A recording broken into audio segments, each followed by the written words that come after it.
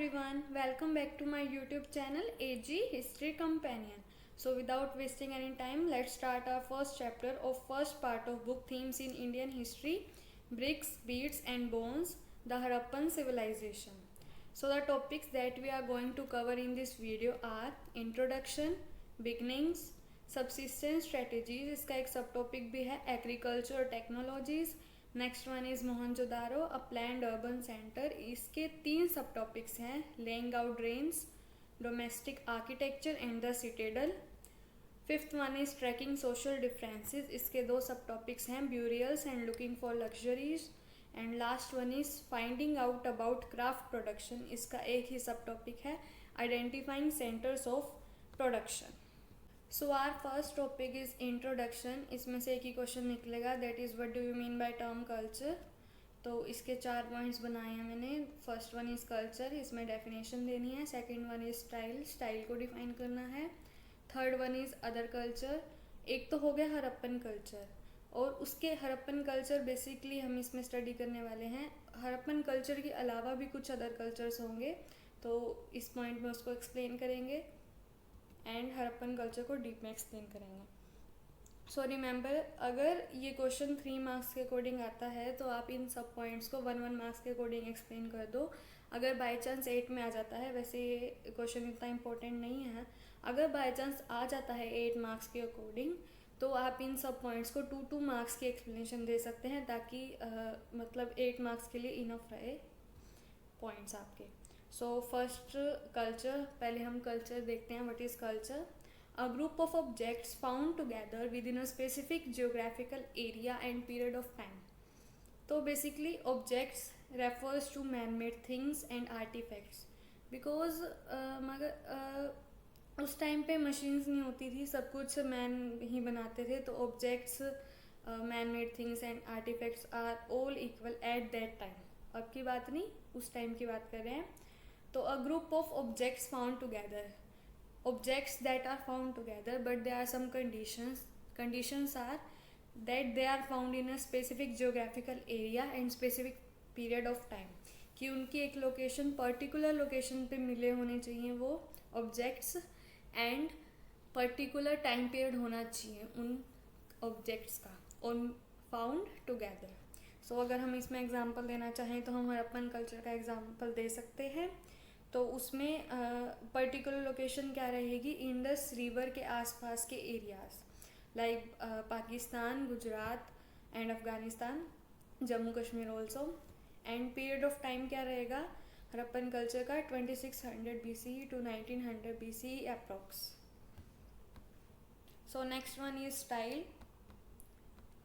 तो स्टाइल में सिर्फ एनसीईआरटी में इतना ही डिफाइन कर रखा था, डिस्टिंक्टिव.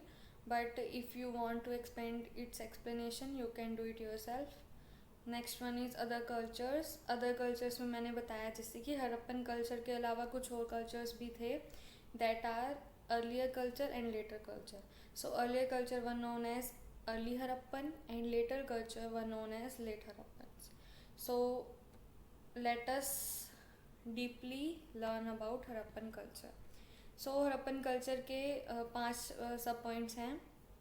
अगर ये 5 के 5 सब पॉइंट्स आपको याद नहीं हों तो इसकी मैं आपको एक ट्रिक बताती हूँ. जैसे कि कल्चर में हमने कुछ कीवर्ड्स पढ़े, जैसे objects, area and time. 2 conditions तो होगी, area and time, and a keyword is object. तो इन कीवर्ड्स के बेसिस पे ही आपको पॉइंट्स याद करने हैं. First one is object. Object कौन कौन से मिले, like seals, beads, weights, stones, blades and baked bricks. Next point is areas. Areas like Afghanistan, Jammu, Baluchistan and Gujarat. इसमें आप लोकेशन ये भी डाल सकते हैं जो इंडस रिवर के आसपास की लोकेशन है. Third one is civilisation named after Harappa. Why this civilisation is named after Harappa, ये 1 मार्क्स क्वेश्चन भी बनता है.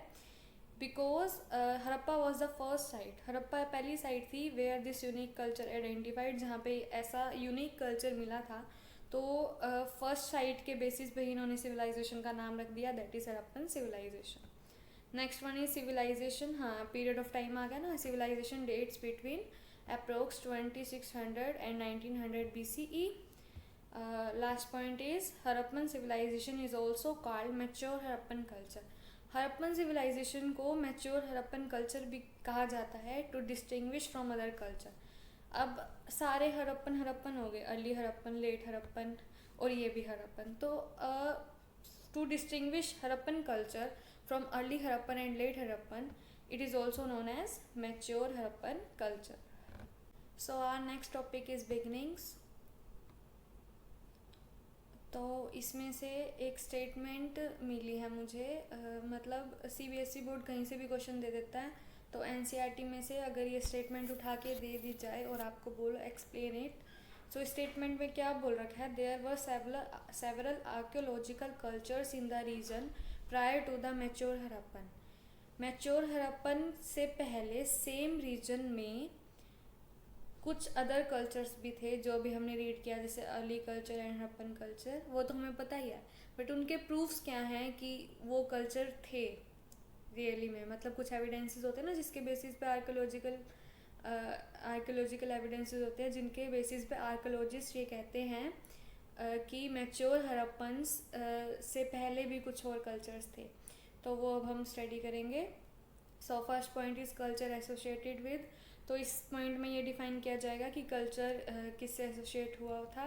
Second one is its features. Third one is evidences that show break between early Harappan and Harappan civilisation. And fourth one is evidences show that mature Harappan culture developed in some of the areas occupied by the early Harappan cultures, as both share certain common elements like subsistence strategies. So first point is culture किस किस से associated थे, distinctive poetry, evidences of agriculture, evidences of pastoralism and some crafts.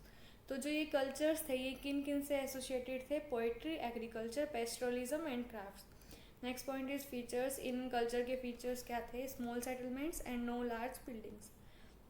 तो इन cultures में small settlements पाए गए हैं, स्मॉल सेटलमेंट्स के एविडेंसेस मिले हैं और कोई लार्ज बिल्डिंग्स के एविडेंसेस नहीं मिले हैं। अब यहाँ पे ये कह रहा है कि एविडेंस, कुछ एविडेंसेस मिले हैं that show break between early Harappan and Harappan civilisation. कुछ एविडेंसेस हैं जो हमें ये बताते हैं कि अर्ली हड़प्पन, लेट हड़प्पन और हड़प्पन सिविलाइजेशन के बीच में ब्रेक था। फॉर एग्जाम्पल एविडेंसेस क्या हैं, large scale burning at some sites, मतलब कुछ साइट्स पे लार्ज स्केल बर्निंग के प्रूफ्स मिले, एविडेंसेस मिले।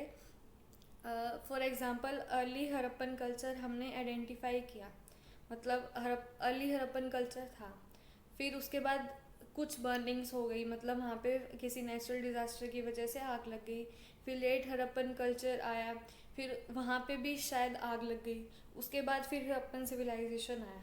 मतलब कुछ एविडेंसेस हैं कि वहाँ पे बर्निंग है जिसकी वजह से न्यू कल्चर डेवलप हो रहे थे। मतलब अगर बर्निंग हो गई तो एक कल्चर तो पूरा ही ख़त्म हो गया, उसके बाद न्यू कल्चर डेवलप करते गए। Next one is abandonment of certain settlements, मतलब कुछ सेटलमेंट्स के मतलब ख़त्म हो जाना, कुछ सेटलमेंट्स के बिल्कुल ख़त्म होने के एविडेंसेस मिले हैं, मतलब उनके कुछ सेटलमेंट्स के कुछ एविडेंसेस मिले होंगे जिनसे उनको ये लगता है कि कुछ सेटलमेंट्स बिल्कुल ही ख़त्म हो गए। Last point is evidences show that mature Harappan culture developed in some of the areas occupied by the early Harappan culture, as both shared certain common elements like subsistence strategies. तो कुछ एविडेंसेस ऐसे मिले हैं जिसमें ये पता चला है जो मैच्योर हड़प्पन कल्चर है वो उन्हीं एरियाज़ में डेवलप्ड हुए हैं जहाँ पे पहले अर्ली हड़प्पन कल्चर और लेटर हड़प्पन कल्चर हुआ करते थे। इसके एविडेंसेस क्या है, as both share certain common elements, क्योंकि दोनों हड़प्पन कल्चर में कुछ कॉमन एलिमेंट्स मिले हैं लाइक सब्सिस्टेंस स्ट्रेटेजीज। अगर ये क्वेश्चन 8 मार्क्स में आता है, this is not also so important, अगर ये 8 मार्क्स में आ जाता है तो subsistence strategies that is our next topic, वो मैं अभी आपको पढ़ा दूंगी। तो उसके कुछ सब पॉइंट्स भी आप इस 4th पॉइंट में ऐड कर सकते हैं ताकि 8 मार्क्स के अकॉर्डिंग आपके आंसर कंप्लीट हो जाए। Subsistence strategies. So the question is, how have historians provided new insight into subsistence strategies of Harappan culture? तो इस क्वेश्चन में हड़प्पन कल्चर की subsistence strategies पूछी गई हैं। सो इसमें हम ईटिंग हैबिट्स इंक्लूड करेंगे, plus agriculture technologies of Harappan culture. Subsistence strategies का ही सब टॉपिक है एग्रीकल्चर टेक्नोलॉजीज़, बस उसके सारे पॉइंट्स हम इसी क्वेश्चन में ऐड कर देते हैं। सो 8 मार्क्स के अकॉर्डिंग सफिशिएंट आंसर हो जाए हमारे पास। So first point is Harappans ate, this is ate, ATE ate, this is typing mistake, at a wide range of plants and animal products. So this is main heading. First point is dietary practices, next one is plant products, animal products. इसका एक और point है that is recent researches, जो अगली slide में बताऊंगी मैं आपको। सो पहले ये 3 पॉइंट्स कर लेते हैं। डाइटरी प्रैक्टिसेस मतलब कुछ एविडेंसेस मिले हैं चार्ड ग्रेन्स के एंड सीड्स के, जो ये शो करता है कि उनकी डाइटरी प्रैक्टिसेस थी, मतलब वो भी डाइट का ख्याल रखते थे एक तरह से, वैसे याद कर सकते हैं आप। Plant products include grains like wheat, barley, lentils, chickpea and sesame. Millets found from sites in Gujarat. Rices are relatively rare. तो प्लांट प्रोडक्ट्स में हम 3 पॉइंट डालेंगे। ग्रेन्स ज़रूरी नहीं है ये सारे ग्रेन्स के नाम आपने याद करने हैं, वीट, बार्ले, लेंटिल्स 2-3 चलेंगे। And next point is millets कहाँ से मिले हैं? गुजरात की साइड से। And rice are relatively rare, मतलब राइस के एविडेंसेस बहुत कम मिले हैं। Now animal products, bones of domesticated animals, मतलब डोमेस्टिकेटेड एनिमल्स की बोन्स मिली हैं, जैसे cattle, sheep, goat, buffalo, pig. अब डोमेस्टिकेटेड की मिली है तो वाइल्ड की भी मिली होंगी, मतलब भाई बहुत डेयरिंग थे, वाइल्ड स्पीसीज भी खा लेते थे लाइक बोर, डियर एंड घड़ियाल। Bones of fish and foul also found. अब भाई डोमेस्टिकेटेड के भी खा लिए, वाइल्ड के भी खा लिए, भाई पानी वाले जानवरों क्यों छोड़ा, फिश को भी खा लिया। अब उनकी बोन्स के एविडेंसेस मिले हैं, क्योंकि उन जो स्किन होती है वो तो मतलब डिके हो जाती है ना, सो बोन्स नेवर डिके, तो उनके बोन्स मिले हैं, तो आर्कियोलॉजिस्ट ने इमेजिन किया शायद वो बोन्स खाते होंगे। हिस्ट्री में कुछ भी पक्का नहीं है कि हाँ ये पक्का है कि यही हुआ होगा, बस हमें एविडेंसेस मिलते हैं, आर्कियोलॉजिस्ट बस इमेजिन करते हैं कि ये हुआ होगा उन एविडेंसेस के बेसिस पे। सो इसमें एक एक्सप्लेनेशन दे रखी है that we do not know whether the Harappans hunted these animals themselves और obtained meat from other hunting communities. मतलब अभी तक ये क्लियर नहीं हुआ कि हरप्पन खुद इन एनिमल्स को हंट करते थे या किसी अदर हंटिंग कम्युनिटी से इनको खरीदते थे या लेते थे। सो नेक्स्ट स्लाइड, वो सब्सिस्टेंस स्ट्रेटजीज के 3 पॉइंट्स थे, dietary habits, plant products, animal products. 4th point is recent researches. और फिर एग्रीकल्चर टेक्नोलॉजी आएगी। एग्रीकल्चर टेक्नोलॉजीज के भी 3 सब टॉपिक हैं दैट वी स्टडी लेटर। अभी रिसेंट रिसर्चेज के पढ़ लेते हैं। रिसेंट रिसर्चेज के जो ये पॉइंट्स हैं ये NCERT में गिवन नहीं है, बट अभी आर्कियोलॉजिकल एक्सकेवेशंस चल रही हैं कुछ साइट पे, तो वहाँ से कुछ न्यूज़ वगैरह आती रहती है, तो मैंने वो ऐड कर दिया जस्ट फॉर जनरल नॉलेज। वैसे अगर आप ये पॉइंट्स अपने एग्ज़ाम में लिख के आओगे तो एग्जामिनर पे अच्छा इफेक्ट पड़ता है, मतलब दे गेट इम्प्रेस दैट कि रिसेंट रिसर्चेस के ऊपर भी कुछ लिखा हुआ बच्चों ने, मतलब it shows your general knowledge. So fat residue in ancient vessels unearth from north west India. North west India मतलब पाकिस्तान, अफगानिस्तान वाले एरिया से। यहाँ पे कुछ अनअर्थ मतलब मिट्टी से निकाले हुए वेसल्स में फैट रेसिड्यू मिला है। फैट मतलब फैट ऑब्वियसली एनिमल्स में मिलता है, तो वहाँ पे फैट रेसिड्यू मिला है। अब इतना डीप तो क्या पढ़ोगे, बस ये पॉइंट लिख देना। Harappan ate meat of ruminant as well as non ruminant animals. So what is ruminant and non ruminant, तो ये आप मुझे कमेंट करके बताओगे कि रूमिनेंट एनिमल्स कौन से होते हैं और नॉन रूमिनेंट एनिमल्स कौन से होते हैं। मेरे को पता है, बट मैं देखना चाहती हूँ कि आप सर्च करते हो या नहीं। So next one is evidences of dairy practices suggest Harappan used dairy products as a subsistence strategies. भाई डोमेस्टिकेटेड एनिमल्स की बोन्स मिली हैं, मतलब वो डोमेस्टिकेटेड मतलब जिनको घर पे पाला जाता है। अब उनको क्यों पालते होंगे? ऑफ कोर्स डेयरी प्रैक्टिसेस से रिलेटेड, मतलब दूध वगैरह के लिए। So let's study agriculture technology. Subsistence strategies के 4 पॉइंट हो गए, dietary habits, plant products, animal products and recent researches.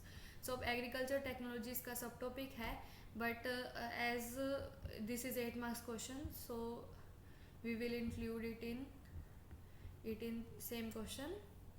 So first point is bluffing, next one is two crops grown, and last one is irrigation.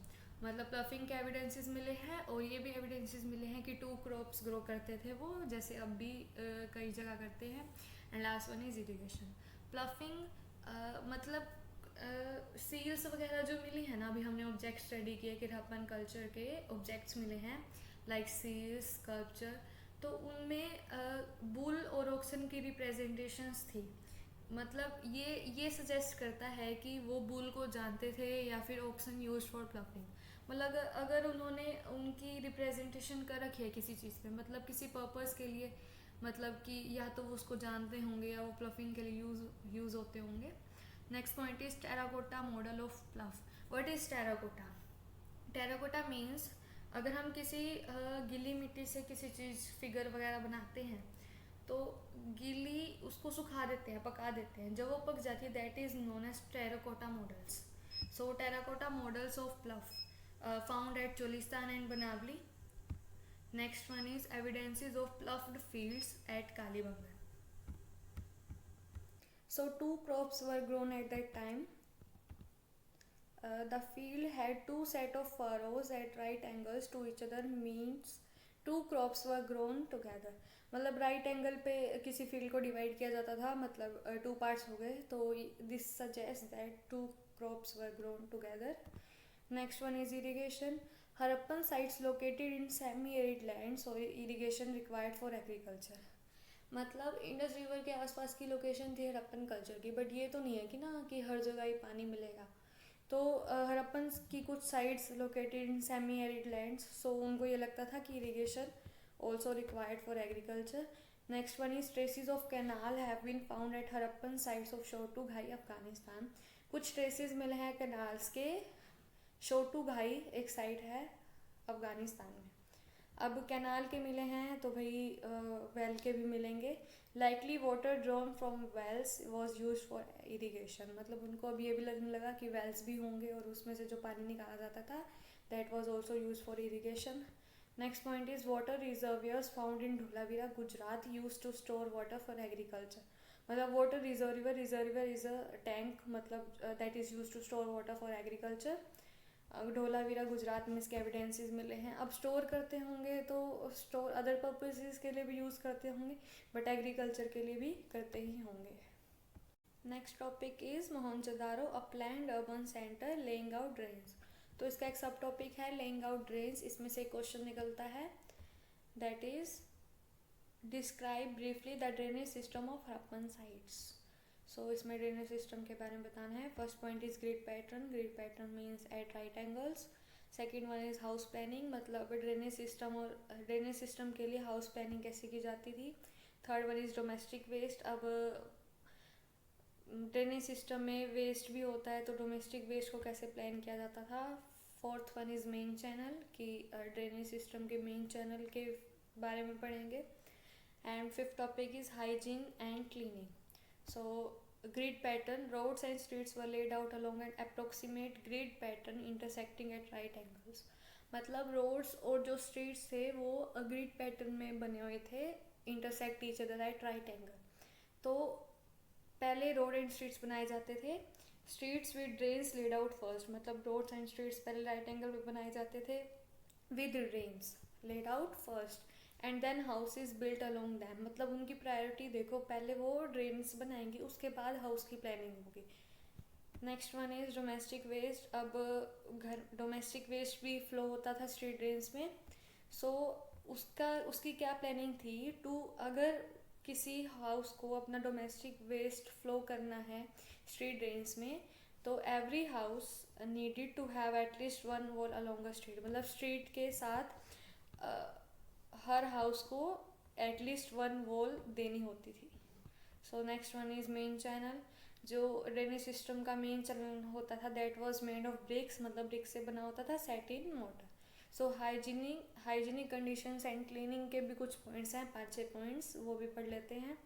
First one is जो main channel था that was covered with loose bricks. Loose bricks क्यों, मतलब वो cemented नहीं होती थी, जैसे अब तो सीमेंट करके लगाते हैं ना, that were not cemented. Loose bricks इसलिए लगाते थे ताकि जब उनको क्लीनिंग करनी हो तो वो रिमूव कर सकें.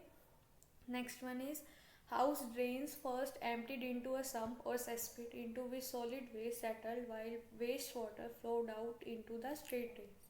मतलब जो हाउस की ड्रेन्स थी पहले किस में जाती थी, सम्प और सेस्पिट. मतलब ये एक सेक्शन है जहाँ पे सॉलिड वेस्ट जो होता था वो सेटल हो जाता था और बाकी जो बचा हुआ वेस्ट वाटर था वो फ्लो हो जाता था स्ट्रीट ड्रेन्स में. अब ये ऐसा क्यों करते हैं, ताकि ड्रेन्स चौक ना हो जाए.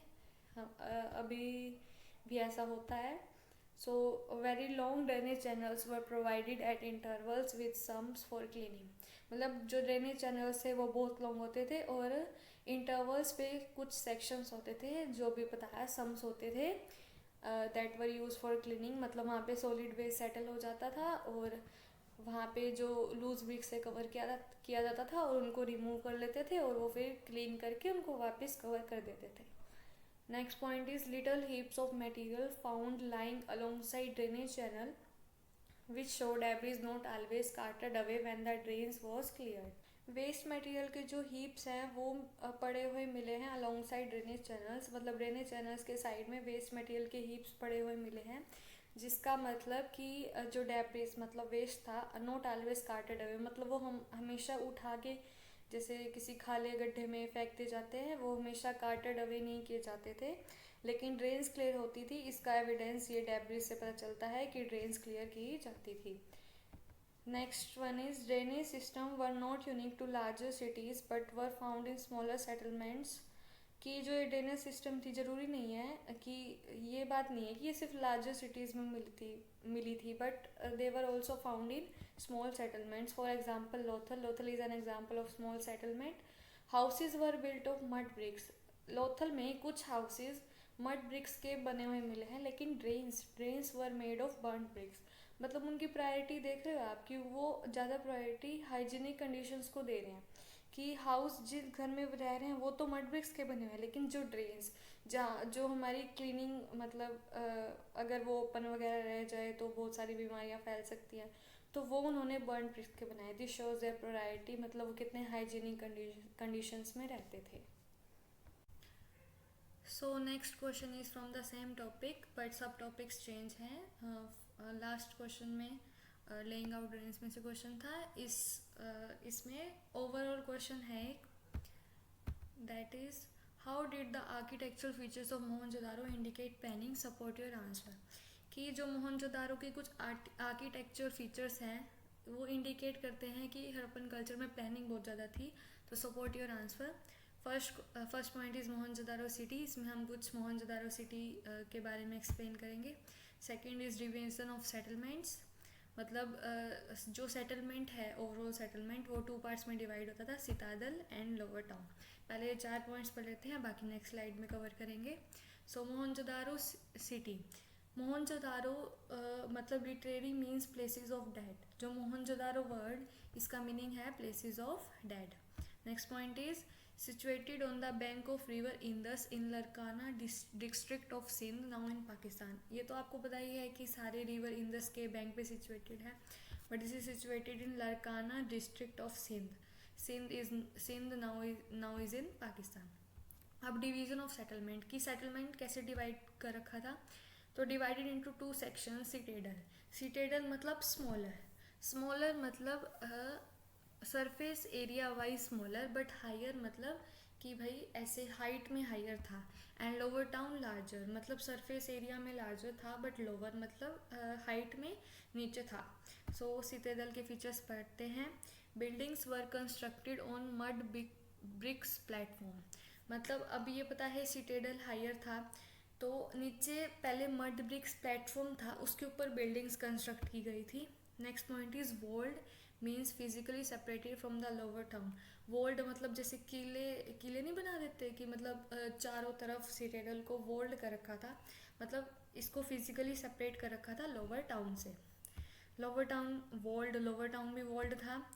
Several buildings were built on platforms which served as foundation. मतलब कुछ बिल्ड यहाँ पे भी प्लेटफॉर्म्स होते थे जिसके ऊपर बिल्डिंग्स बनी होती थी, और वो प्लेटफॉर्म सर्व्ड एज फाउंडेशन, मतलब वो प्लेटफॉर्म किसका रोल प्ले करते थे, फाउंडेशंस का. Next point is all the building activity within the city was restricted to a fixed area on the platforms. मतलब जितनी भी बिल्डिंग एक्टिविटी होती थी ना लोअर टाउन में, लोअर टाउन मतलब सिटी में, वो एक फिक्स्ड एरिया पे रिस्ट्रिक्ट होती थी. मतलब उन्होंने एक एरिया डिफाइन कर रखा था, हाँ भाई बिल्डिंग एक्टिविटी यहीं होगी, दूसरे एरिया में नहीं होंगे, क्योंकि बाकी कुछ ग्राउंड खुला भी छोड़ना होता था फॉर एग्जांपल कि एनिमल्स वगैरह के लिए, ताकि वो मतलब जो घास वगैरह चरते हैं तो उनके लिए भी कुछ खुला छोड़ना होता था. So next slide is planned bricks. अभी हमने क्या पढ़ा, मोहनजोदारो सिटी के बारे में पढ़ा, उसके बाद divided into two sections, that is citadel and lower town. Next point is planned bricks, मतलब ब्रिक्स भी प्लान कर रखी थी. जो वो ब्रिक्स यूज़ करते थे उसमें भी प्लानिंग थी उनकी, मतलब हर जगह प्लानिंग ही प्लानिंग, भाई प्लानिंग भर भर रखी है हर जगह उन्होंने, मतलब कुछ भी बिना प्लानिंग किए करते ही नहीं. Next one is plan drainage system, जो भी हमने रीड किया लास्ट क्वेश्चन में. इसको मैंने इस क्वेश्चन में एक्सप्लेन नहीं किया, बट आप कुछ पॉइंट्स इसमें डाल देना अपने आप. नेक्स्ट इज डोमेस्टिक आर्किटेक्चर, मतलब घर का भी आर्किटेक्चर बना रखा था उन्होंने एक.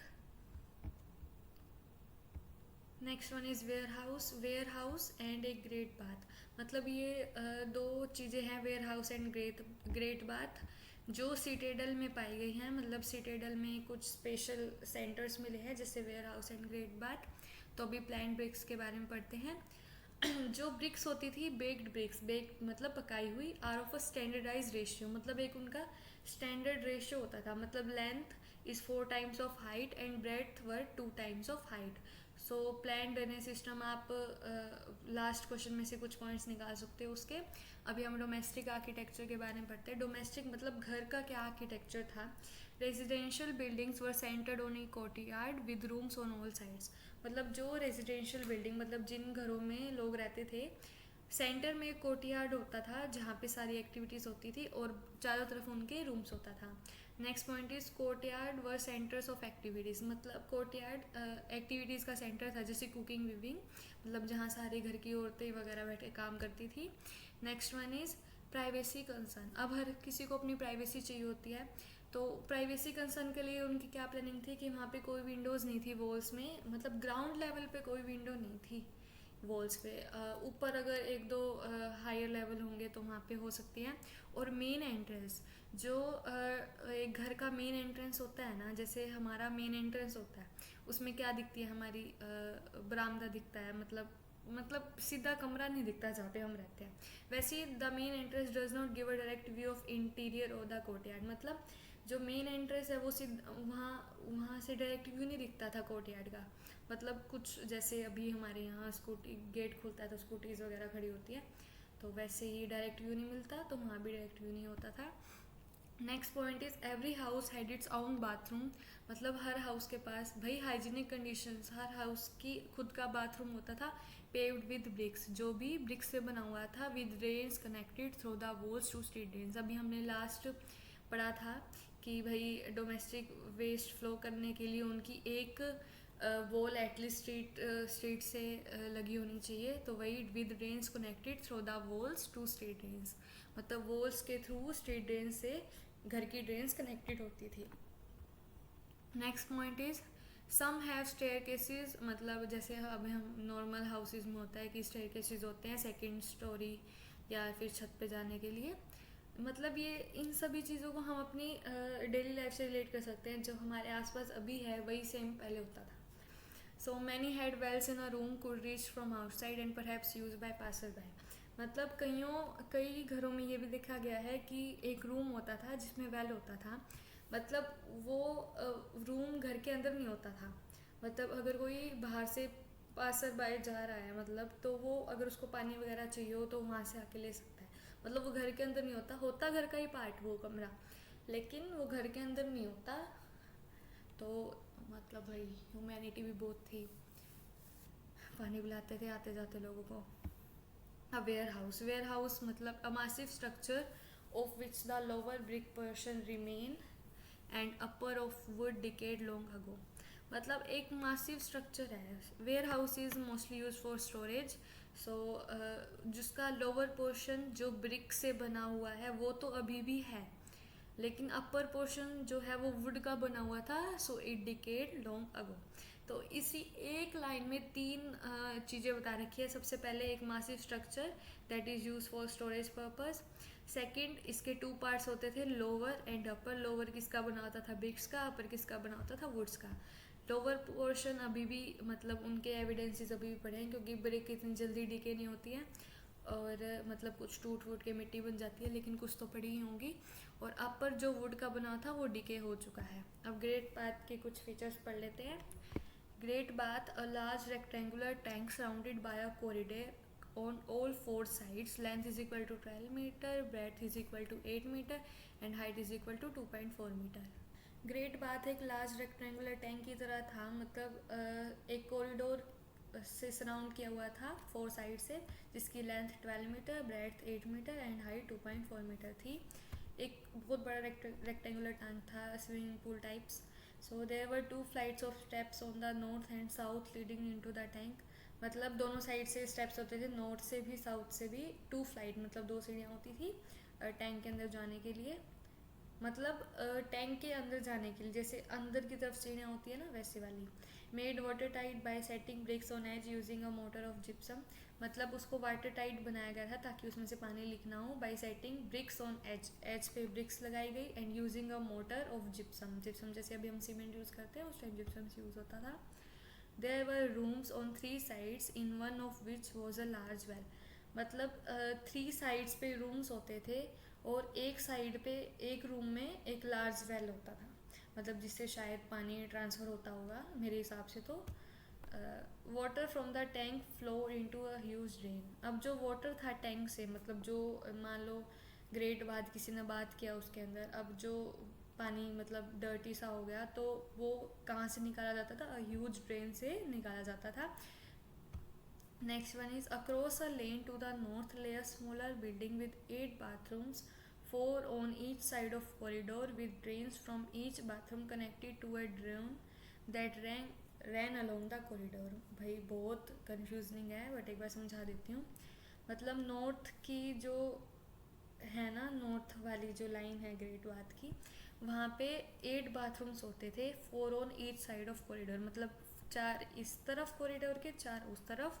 और हर 8 बाथरूम्स में जो ड्रेन थी ना, वो किससे कनेक्टेड होती थी? Drain along the corridor. मतलब एक कॉरिडोर में ड्रेन चल रही है और उसके 4 बाथरूम की सब ड्रेन्स जाके मिलती थी कॉरिडोर की ड्रेन में। सो यूनिकनेस शोज। अब ये देख लो भाई, 8 बाथरूम बना रखे हैं, रेक्टेंगुलर टैंक, मतलब भाई फिर वेल भी है साइड में पानी भरने के लिए, निकालने के लिए ड्रेन भी है। मतलब हाइजीनिक कंडीशंस तो हैं ही। ऊपर से ये इतना यूनिक सा जो ये स्ट्रक्चर है, इसकी यूनिकनेस से ये अंदाज़ा लगाया जा रहा है कि that it was made for some special ritual bath. Ritual मतलब धार्मिक, कि भाई किसी को धार्मिक स्नान करवाना हो उसके लिए यूज़ किया जाता था। Next is tracking social differences. So the question is, describe briefly how the study of artifacts help in identifying social differences of the Harappan period. मतलब स्टडी ऑफ आर्टिफैक्ट्स, मैंने आर्टिफैक्ट्स आपको बताया है man made things. Help in identifying social differences, मतलब जो artefacts हैं उनसे कैसे पता चलता है कि देयर वर सोशल डिफरेंसेस, कुछ सोशल डिफरेंसेस पाए गए हैं हरप्पन पीरियड में। So first is studying burials. इसके 2 सब टॉपिक्स हैं। स्टडिंग ब्यूरियल्स, ब्यूरियल्स मतलब जहाँ पे डेड बॉडी को बरी किया जाता है, एक तो उनको स्टडी करके कुछ डिफरेंसेस पता चला है। Next topic is looking for luxuries. Luxuries मतलब जो हाई फाई फैमिलीज यूज़ करती है, लग्जरीज मतलब उन लुकिंग फॉर लग्जरीज, वो हम अगली स्लाइड में पढ़ेंगे। Studying burials, dead generally laid in pits, मतलब गड्ढे खोद के उनके अंदर उनको बरी किया जाता था, ऊपर से ढक दिया जाता था। डिफरेंसेस इन पिट्स, मतलब अब पिट्स में भी डिफरेंसेस मिले हैं, तभी तो हमें पता चलेगा सोशल डिफरेंसेस हैं। Like some time hollowed out spaces were lined with bricks. मतलब जो स्पेसिस, जैसे मान लो कि हमने एक पिट खोदा, उसके अंदर डेड को बरी किया, उसके बाद उसके ऊपर मिट्टी डाली, बट जो साइड में उसकी बाउंड्री है ना वो स्पेसेस किससे फिल किया, ब्रिक्स से। तो कई ब्रिक्स से फिल किए जाते थे, कई नहीं किए जाते थे, तो उनको लगता था कि शायद ये सोशल डिफरेंसेस की वजह से कि भाई कईयों की बॉडी को ऐसे ब्रिक्स से वो किया जाता था, बाउंड्री लाइन बनाई जाती थी, कईयों की नहीं बनाई जाती थी। Next is some graves contain pottery and ornaments indicate a believe this could be use after life. मतलब वो जो डेड को ब्यूरी करते थे ना, तो कुछ ग्रेव्स मतलब वही जहाँ कब्र, कुछ ग्रेव्स में पोइट्री और ऑर्नामेंट्स मिले हैं। पोइट्री मतलब वही जो वो पोइट्री वगैरह होती हैं, कुछ ऑब्जेक्ट्स होते हैं, एंड ऑर्नामेंट्स मतलब ज्वेलरी वगैरह। तो कुछ ग्रेव्स पे ये मिले हैं पोइट्री एंड ऑर्नामेंट्स, जो इंडिकेट करता है कि उस टाइम का बिलीफ था कि ये जो चीज़ें हैं ये आफ्टर लाइफ भी यूज़ की जाती हैं बाय डेड बॉडी, कि उस टाइम होता था तो उनके साथ उनको भी बरी कर देते थे, पोइट्री एंड ऑर्नामेंट्स को भी। Next point is jewellery has been, अब मैंने ऑर्नामेंट्स बताया, अब jewellery has been found in burials of both man and women, मतलब मैन के भी और वुमेन के भी। अभी तो सिर्फ वुमेन्स ज्वेलरी डालती हैं, मतलब मैन चेन वगैरह डालते होंगे, रिंग्स भी डालते हैं, बट उस time jewellery found in burials, दोनों के ब्यूरियल्स में ज्वेलरी मिली है। Next point is during excavation an ornament consisting of 3 shell rings, jasper, beads and hundreds of micro beads was found near the skull of a male. Excavations के दौरान एक ornament मिला है जिसमें 3 शेल रिंग्स थी, एक Jasper Beed था, Jasper Beed मतलब एक बहुत महंगा बीड होता है, and hundreds of micro beads. 3 चीज़ मिली थी, एक तो 3 शेल रिंग्स, एक जेस्पर बीड एंड एक hundreds of micro beads, micro छोटे छोटे बीड्स वॉज फाउंड, मतलब ऑर्नामेंट में ये 3 चीज़ें थी। और वो ऑर्नामेंट कहाँ मिला, near the skull of a male, मतलब एक मेल के स्कल के पास। तो अब ये पता नहीं क्या इससे क्या पता चलता है। Sometimes dad was buried with copper mirrors, कई बार तो डैड के साथ एक कॉपर मिरर भी मतलब बरी किया हुआ मिला, जैसे वो आत्मा निकल के पहले अपने आप को मतलब सजाएगी, संवारेगी, मतलब कुछ भी क्या क्या चीज़ें मिलती रहती हैं। But at last seems that Harappan did not believe in burying precious things with the dead. But अब लास्ट में ये कह रहे हैं कि ऐसा लगता है कि हरप्पन इस सब चीज़ों में बिलीव नहीं करते थे कि प्रीशियस थिंग्स वगैरह दबाना डेड के साथ, मतलब उनको इन सब चीज़ों में कोई विश्वास नहीं था। फिर भी एक बार पॉइंट्स रिवाइज कर लेते हैं कि डिफरेंसेस कौन कौन से थे। एक तो ब्रिक्स का डिफरेंसेस था, पोइट्री एंड ऑर्नामेंट्स भी मिले हैं, jewellery both man and women के पास मिली है, और एक एक्सकेवेशन के दौरान एक ऑर्नामेंट मिला है near the skull of a male, और कई बार कॉपर मिरर भी बरीड किया जाता है। Looking for luxuries and complicated situation, मतलब इसके अंदर एक आर्कोलॉजिस्ट ने कॉम्प्लिकेटेड सिचुएशन फेस की। लुकिंग फॉर लग्जरीज का ही सब टॉपिक है ये। Looking for luxuries, artefacts are classified into 2 parts, utilitarian and luxuries. Utilitarian मतलब और लग्जरीज मतलब इन अब 2 सब टॉपिक्स को पढ़ेंगे। Utilitarian objects of daily use, मतलब जो डेली यूजेस के ऑब्जेक्ट्स होते थे that were made of ordinary material such as stone and clay. Next it includes querns, pottery, needle, flesh rubbers found distributed throughout settlements, मतलब ये कुछ examples हैं utilitarian के और जो मिले हैं distributed throughout the settlement. Next are luxuries. Luxuries मतलब that are made of costly things and non local material. Non local मतलब जो अपने एरिया में ना पाए जाएं, इंपोर्ट करवाने पड़े, और विद कॉम्प्लिकेटेड टेक्नोलॉजीज। मतलब लग्जरीज किस बेसिस पे डिफाइन कर रखी है, या तो वो कॉस्टली हो, या वो जिस मटेरियल से बना हो वो नॉन लोकल मटेरियल हो, या वो कॉम्प्लिकेटेड टेक्नोलॉजी से बना हुआ हो। अब जैसे पोर्ट्स ऑफ साइंस, मतलब एक साइंस फाइंस FAIENC, पोर्ट्स ऑफ फाइंस एक ग्राउंड सैंड है, मतलब सैंड मतलब मिट्टी मिक्स विद कलर, जिसको पहले कलर के साथ मिक्स करते हैं, फिर एक गम मिक्स करते हैं, उसके बाद उसको फाइड किया जाता है, पकाया जाता है, और उसको प्रीशियस माना जाता है क्योंकि this is very difficult to make. मतलब पहले सैंड के अंदर कलर मिक्स करो, फिर गम मिक्स करो, फिर उसको पकाओ, उसके बाद उसकी चीज़ें बनाओ, मतलब जैसे पोर्ट्स वगैरह। So these are considered as luxuries. Next one is complicated situation. Complicated situation कैसे, जब articles of daily use daily use के जो आर्टिकल्स हैं, फॉर एग्जांपल स्पिंडल वोल्स, अभी आप नेट पे सर्च करके बताओ कि स्पिंडल वोल्स क्या होते हैं।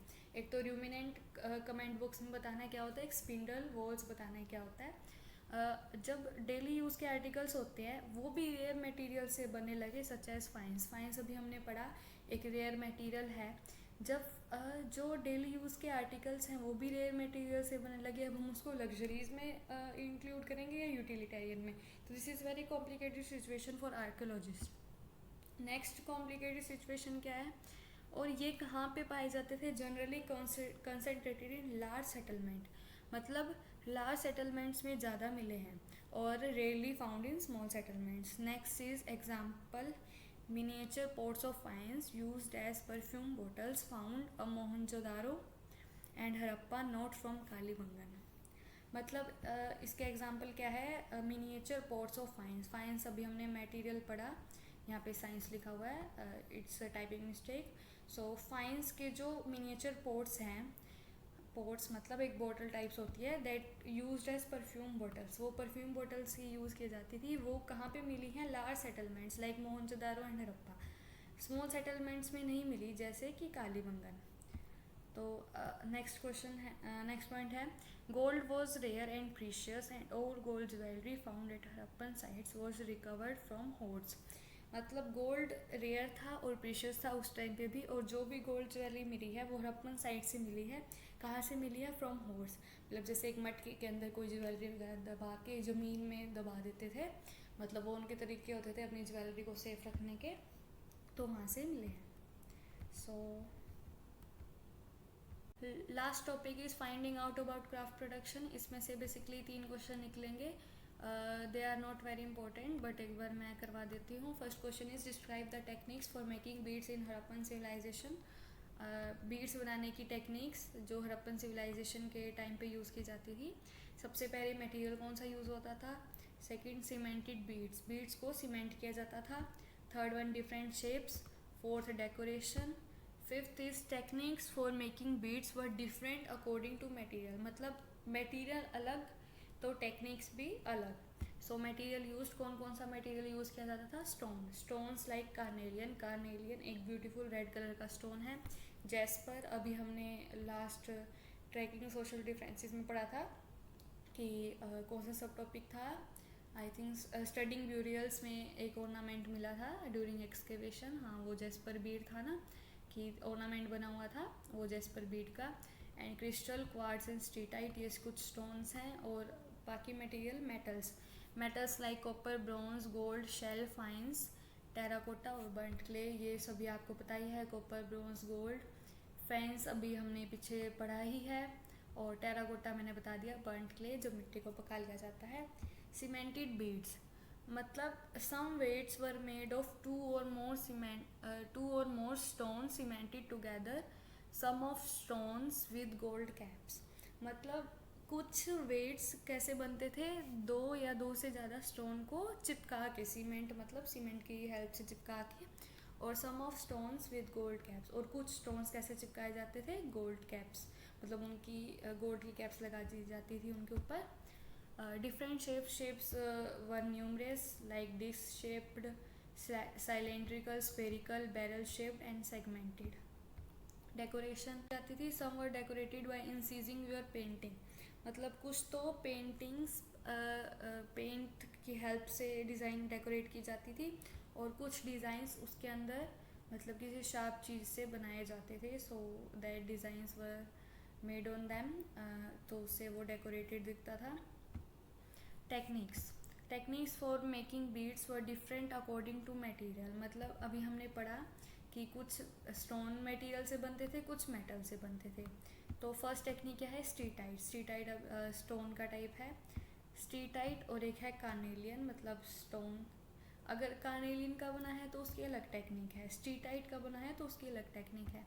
Steatite a very soft stone, एक वेरी सॉफ्ट स्टोन है और इजीली वर्क, मतलब इसको बनाना इतना मुश्किल नहीं है, मतलब सॉफ्ट है तो नेचुरली हैंडल हो जाएगा। Some beads were moulded out of a paste and made with steatite powder, मतलब कुछ बीड्स है ना मोल्डेड, मतलब शेप दी जाती थी उनको एक पेस्ट से जो पेस्ट किससे बनाई जाती थी, स्टीटाइट पाउडर से, मतलब स्टोन को पहले चूरा चूरा करके उसका, फिर उसका पाउडर बन जाता था, फिर उसकी पेस्ट बना के उन बीड्स को शेप दी जाती थी।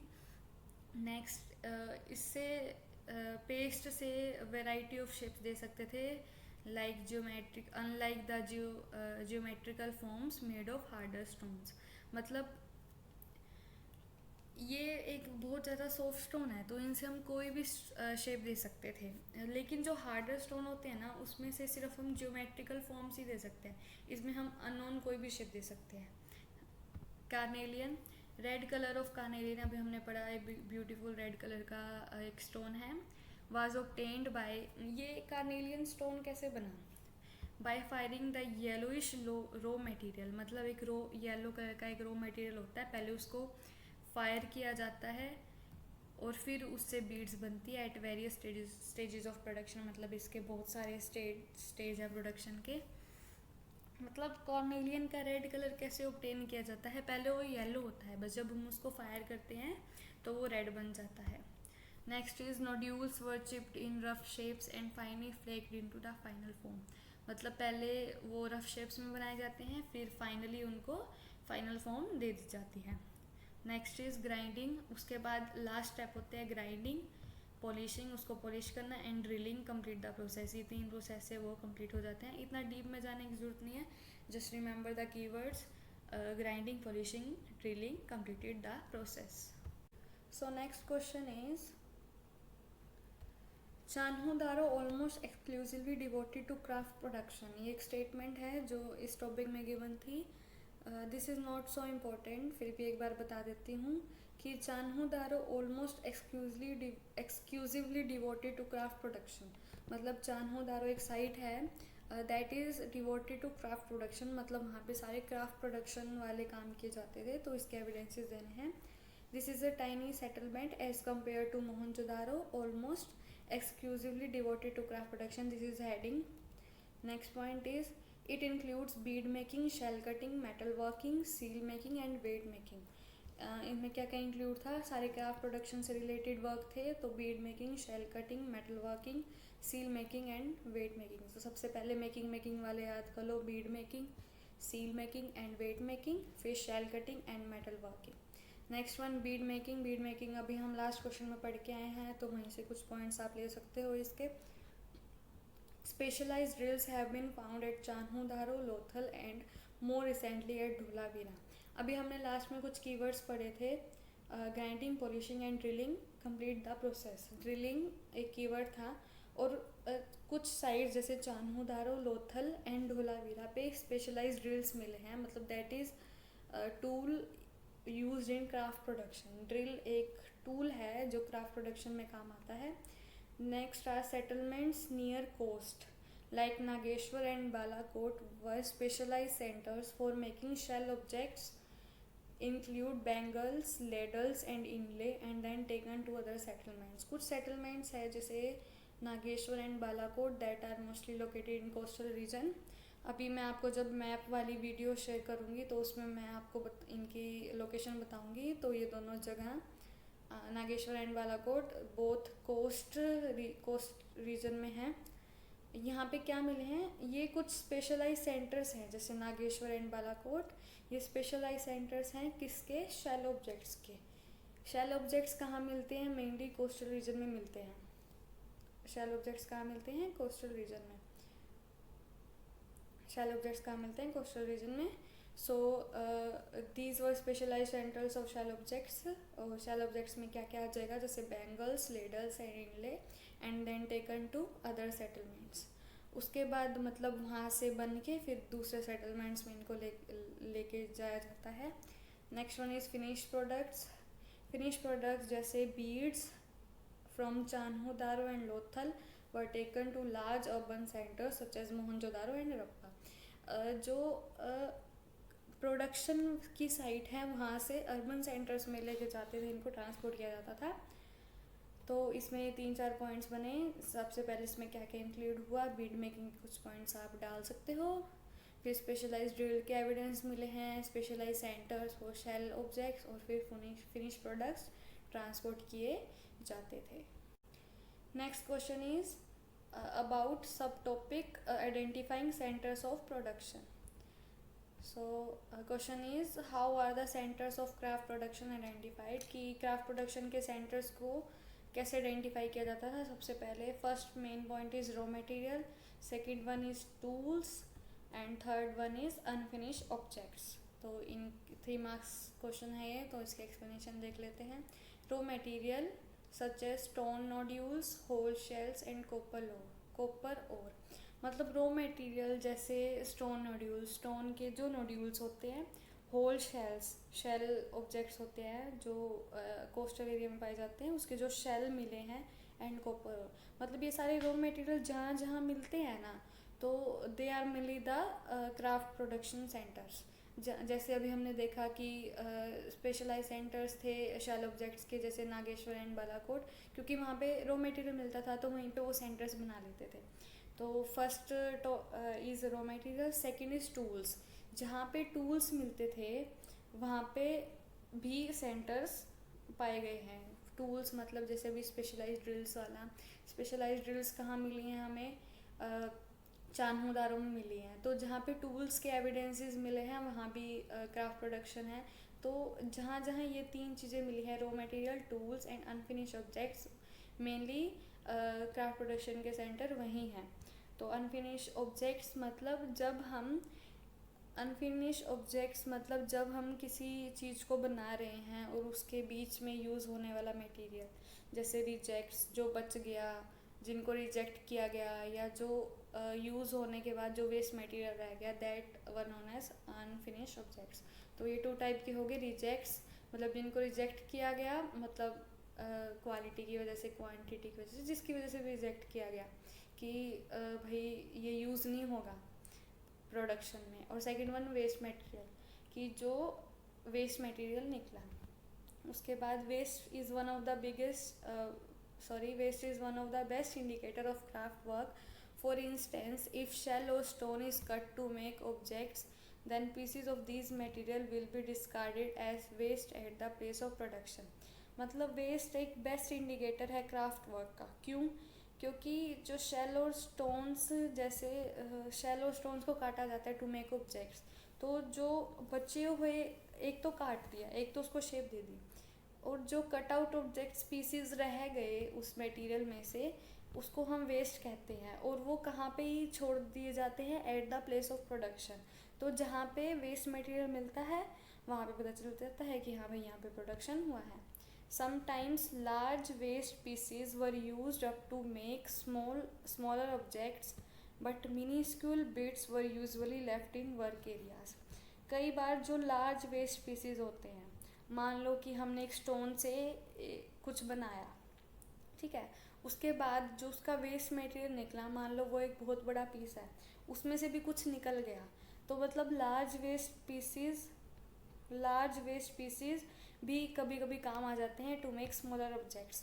बट जो मिनूस्कूल बिट्स, जो बिल्कुल माइक्रो बिट्स होते हैं, वो हमेशा कहाँ मिलते हैं, वर्क एरिया में पड़े हुए मिलते हैं. तो दीज वर, अच्छा एक और पॉइंट भी है, जो ये ट्रेसेस हैं, जैसे मिनूस्कूल बिट्स के ट्रेसेस और इनके रिजेक्ट्स के ट्रेसेस, वेस्ट मटेरियल के ट्रेसेस, ये ट्रेसेस सजेस्ट करते हैं कि small specialized center and craft production was also undertaken in large cities such as Mohenjodaro and Harappa. ये जो ट्रेसेस हैं ना, ये क्या सजेस्ट करते हैं कि स्मॉल और स्पेशलाइज सेंटर्स के अलावा जो क्राफ्ट प्रोडक्शन होते हैं वो कहाँ पे होते थे, मोहनजोदारो और हड़प्पा जैसी लार्ज सिटीज़ में भी किए गए हैं. मतलब ये कुछ ट्रेसेस मिले होंगे ना वहाँ पे, जैसे वेस्ट मटेरियल पड़ा हुआ मिला होगा, या रॉ मटेरियल मिले होंगे, या टूल्स मिले होंगे, जिनकी वजह से आर्कियोलॉजिस्ट ये इमेजिन करते हैं कि भाई मोहनजोदारो एंड हड़प्पा जैसी लार्ज सिटीज़ में भी क्राफ्ट प्रोडक्शन किए जाते थे, apart from small and specialise centres. कुछ तो स्पेशलाइज सेंटर्स हो गए, कुछ स्मॉल हो गए. Apart from these two, craft production was also undertaken in large cities such as Mohenjodaro and Harappa. Thanks for watching. Like, share and subscribe my YouTube channel.